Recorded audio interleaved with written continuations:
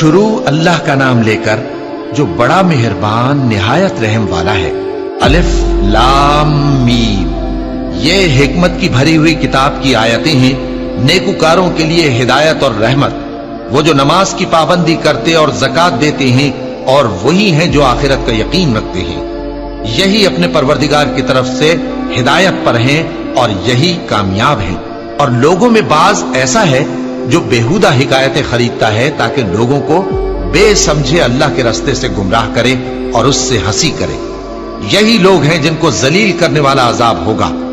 और जब उसको हमारी आयतें सुनाई जाती हैं तो अकड़ कर मुंह फेर लेता है, गोया उनको सुना ही नहीं, जैसे उसके कानों में सिकल है।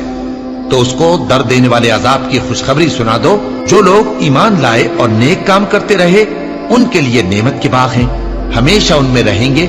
अल्लाह का वादा सच्चा है और वो गालिब है, हिकमत वाला है। उसी ने आसमानों को सुतूनों के बगैर पैदा किया जैसा कि तुम देखते हो, और जमीन में पहाड़ बनाकर रख दिए ताकि वो तुमको लेकर डोलने न लगे, और उसमें हर तरह के जानवर फैला दिए। और हम ही ने आसमान से पानी नाजिल किया, फिर उसमें हर किस्म की नफीस चीजें उगाई। ये तो अल्लाह की तख्लीक है।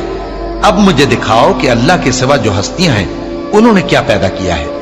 हकीकत यह है कि ये जालिम खुली गुमराही में है।